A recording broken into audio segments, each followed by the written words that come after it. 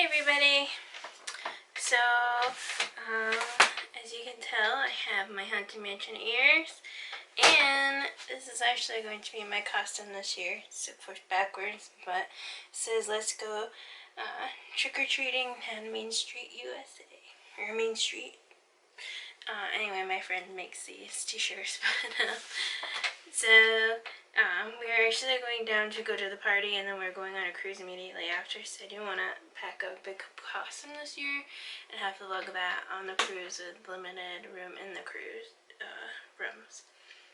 So it is Mickey's Not So Scary is upon us, and there's only less than 2 weeks left until the first party, so we're going to do some quick tips and tricks. And there's a few things new this year, but we'll start off with the dates. So the party dates are August 16th, 20th, 23rd, 27th, and the 30th, which is the one I'm going to.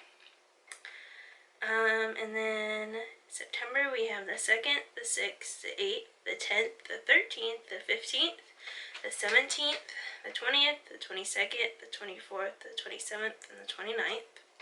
And October is the 1st, 3rd, 4th, 6th, 8th, 10th, 11th, 14th, 15th, 17th, 18th, 20th, 21st, 24th, 25th, 27th, 29th, and the 31st.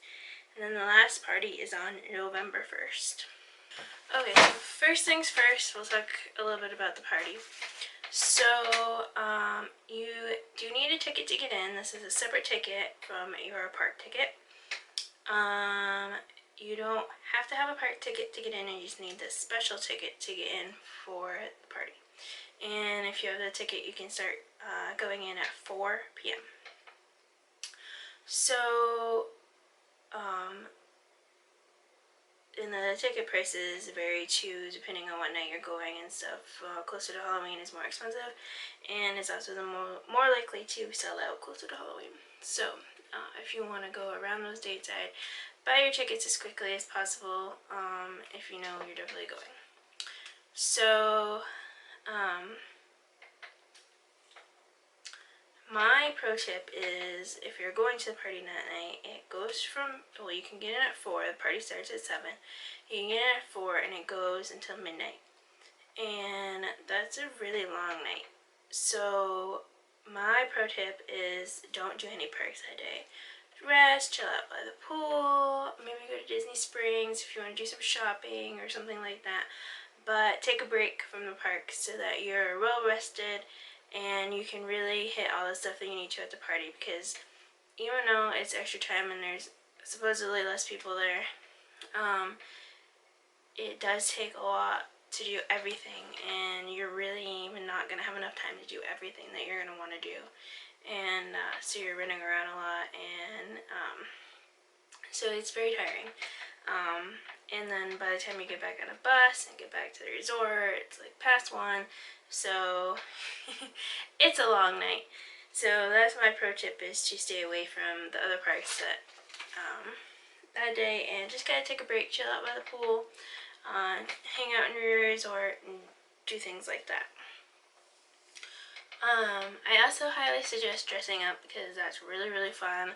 I think my favorite year was when me and my mom went and we dressed as the Sanderson sisters, and it was a blast. We got all kinds of compliments on our costumes, and it was just so much fun.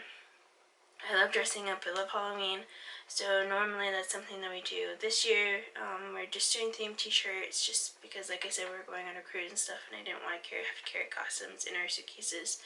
And it takes up extra room and stuff, where I'm packing kind of totally differently for the cruise than I usually do for Disney, so there's that. And if you do want to wear themed t-shirts, there's all kinds of great themed t-shirts on Etsy and stuff, so go ahead and do that too, if that's more your preference. It is very, very hot, so I highly recommend wearing a cooler costume if you are going to dress up.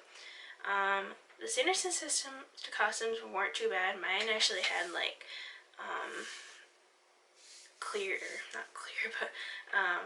like fishnet type material sleeves, and so it's kind of just like a tank top, and then the skirt was like slit way up, so it was actually kind of breathable, though it was heavy in the areas that it was heavy in. So that was, it was pretty hot. So another pro tip I have is you kind of got to pick one. So last year was very, very busy, and the reasoning I'm thinking is because there was a hurricane hitting North Carolina at the time, and a lot of people have annual passes, so they decided to get out of that area, and they came down to Disney. So it was very, very busy. It was the busiest Halloween party I've ever been to. And there just was not enough time to do everything. We wanted to do candy, and of course my niece went with us. She's candy obsessed, so we didn't have a lot of time to do the photos like me and my mom had done the year before. So the year before, we totally skipped doing candy. I didn't get any candy, and we managed to get the majority of all the photos, the special photos. So there's a lot of special photos that are really, really cool during this event. And then last year we did a bunch of candy, but we didn't do any of the photos because we didn't have enough time to do that. So you kind of pick and choose what you want to do. My other suggestion, my pro tip, is to watch the second parade. And that is because a lot of little kids and others are not going to make it that late. The second parade is after 11 o'clock. So a lot of people aren't making it that late. They're leaving before then, or they watch the earlier parade because there's a parade earlier in the night that's around 9ish. You'll have to look at your time guides too, so usually it's about the same every year, so if you look at last year's you can tell. And then fireworks are at 10:15. So this year there's actually a new fireworks show, and that was one of the first things they announced. I don't know, because that's my favorite fireworks show. I'm like kind of excited for something new, but kind of scared. I do believe that it's going to be a lot more projections, because that's the way Disney is leading now. They're kind of getting away from the fireworks and going more towards a lot more projections on the castle. So it'll be interesting to see. I think it's going to be cool. They did say something about it's going to be Jack Skellington being the host, or your ghost host. And that Zero and him are going to take you on a journey. So the way they kind of said about Zero, I'm like kind of having this feeling, I don't know if you guys have seen when they did the fireworks at Disneyland, or the new show at Disneyland, they had the up balloon house going by like in the sky that wasn't actually on the castle, it was in the sky. I kind of feel like they're going to do something like that, but it might just be a projection on the castle, so that's just my speculation, but nothing confirmed on that. And then additionally, Space Mountain is going to have the same layout it had last year, where it's completely pitch black. All the lights will be off. We did not get to ride it last year because it was shut down the entire time, so it's very disappointing. So hopefully I can ride it this year, because I love that roller coaster, and I'm super excited to ride it in the pitch black because it sounds super scary.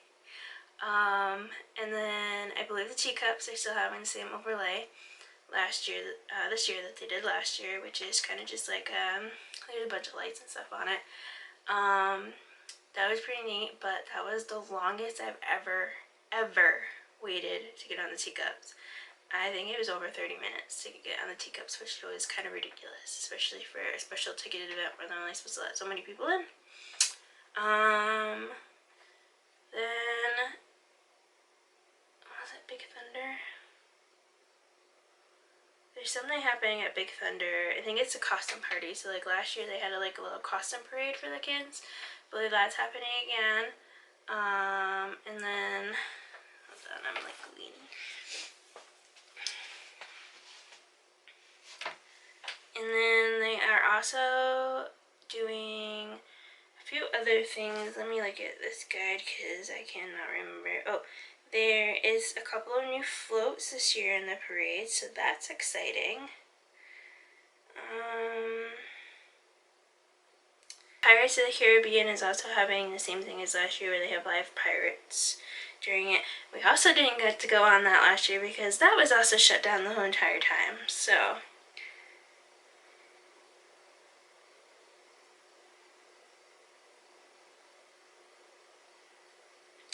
It does say that the People Mover, Monsters Inc., Laugh Floor, and Big Thunder Mountain Railroad are having a Halloween overlay, but it doesn't get into specifics on what it is. So that should be interesting.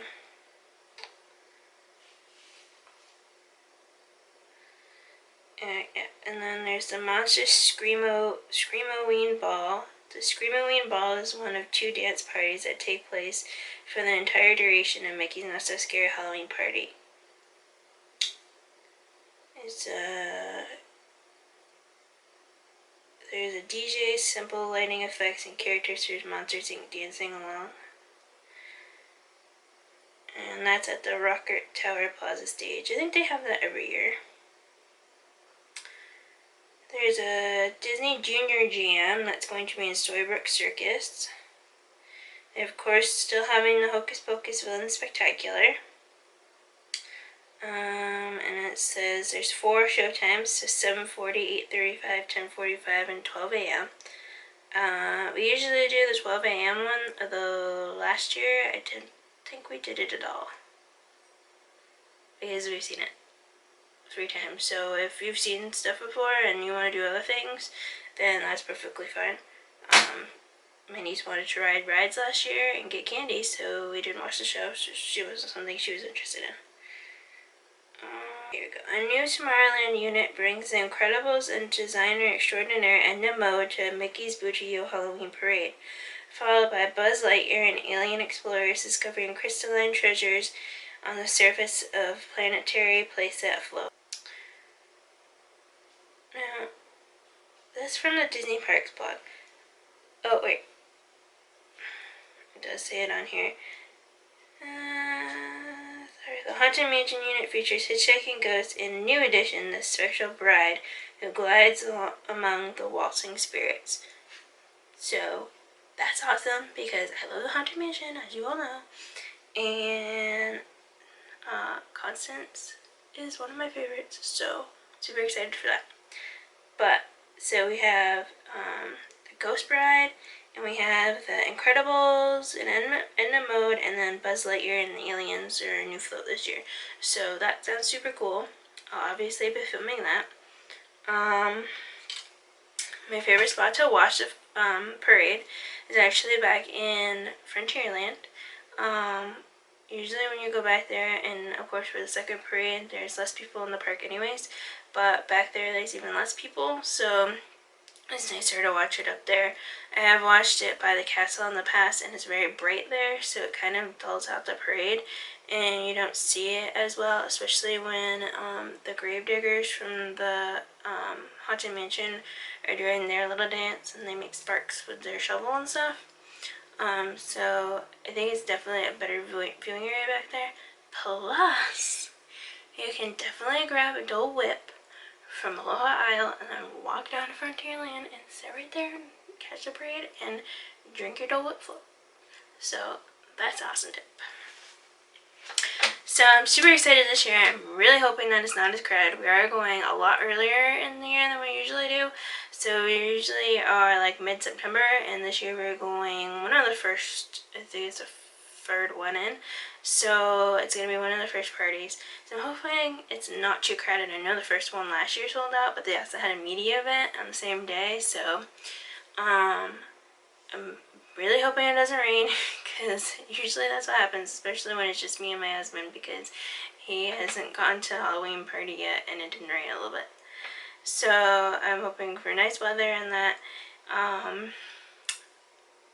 So yeah, those are my pro tips. I think I pretty much covered everything. So you just have to prioritize what you want to do. I would say candy versus photos. So if you want to get those special photos, then get those in. Or if candy's more important to you, then I would go for the candy. And then characters, like, Jack and Sally, it's always a huge line. All the Seven Doors, it's always a huge line. So if those are really important to you, get there very early, get there and line up as soon as you can get in at 4 o'clock. I highly suggest that you don't do so it kind of goes against my whole travel agent thing, but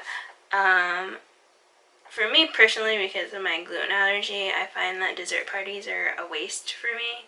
I'm not that much of a sweet person anyways, so it's not for me. Plus, I know pretty much where all the good viewing areas for that stuff is, so it's not something that I'm going to pay almost as much, if not more, for the ticket I just paid to get in there to have a dessert party on top of that. There are people that do it, and that's great if you want to do that, but I don't personally think that it's something that you have to do. So if it's something that you want to do, and I know they're having a special Corella thing this year, so they're having a dessert party and you get to meet Corella, and she's having like this party thing.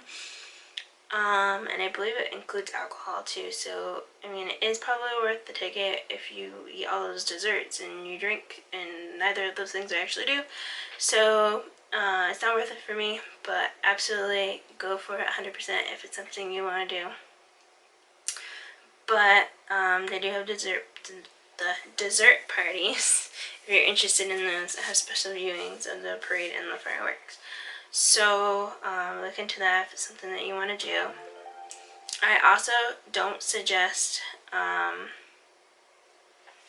I totally just lost my train of thought.